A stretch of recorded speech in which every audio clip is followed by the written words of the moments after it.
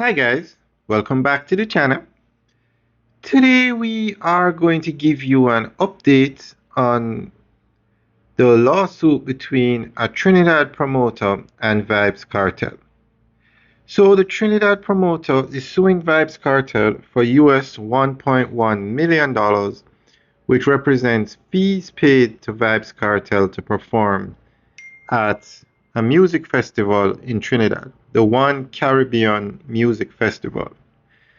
Now, the contract stated that Vybz Kartel was to be paid 1.35 million US to perform, and the promoter paid 1.1 million US dollars prior to the festival.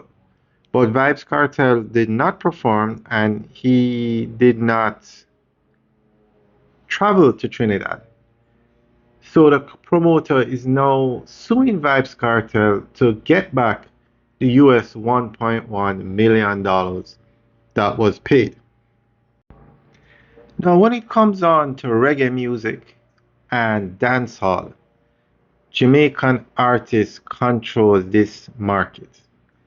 And when it comes on to dancehall, Vybz Kartel is one of the biggest names in dancehall, if not the biggest name. So in 2025, he was invited to perform at this music festival in Trinidad, and for various reasons, negotiations broke down, and he did not perform at the festival. So, as a result of that, this lawsuit was filed. So, we're going to give you more information on this.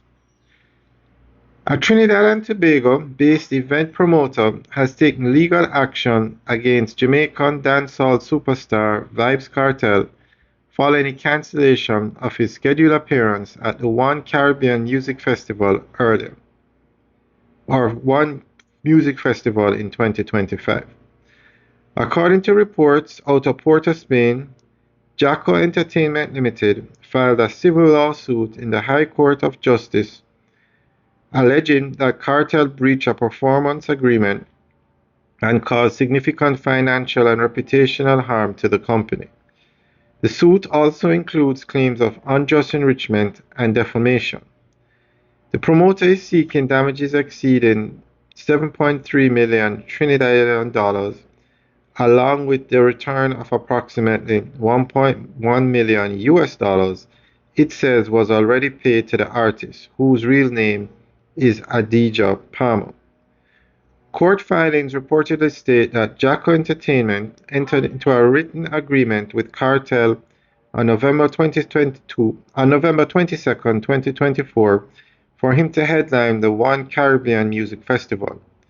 The event was originally scheduled for February 28, 2025, but was later postponed to May 31. Kartel's contracted fee was US $1.3 million to be paid in 4 installments. According to the promoter, by May 29, 2025, about 81% of the agreed fee had been paid, leaving a final balance of US $250,000. Jacko Entertainment claimed the outstanding amount was to be settled upon the artist's arrival in Trinidad, as allowed under the contract. However, temporary foreign exchange challenges reportedly delayed the timing of the final transfer, though the company insists the funds were available on the day of the event. The lawsuit alleges that Kartel failed to board his scheduled flight to Trinidad and demanded full payment before traveling, a requirement the promoter says was not stipulated in the agreement. Kartel later announced the cancellation of his performance via social media. Jacko Entertainment further claims that the cancellation was made without the formal written notice required under the contract and resulted in substantial financial losses, including ticket refunds, operational expenses, and reputational damage. The promoter also alleges that public statements made by Kartel suggesting mismanagement by the company worsened the fallout. The company says it pursued legal action only after several months of unsuccessful attempts to resolve the matter privately.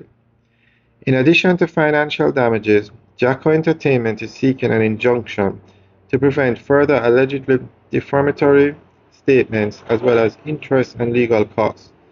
The matter is now before the Trinidad and Tobago High Court. Alright guys, that's the end of the update. Let us know what you think. Leave your comments in the section below. Alright guys, have a good day.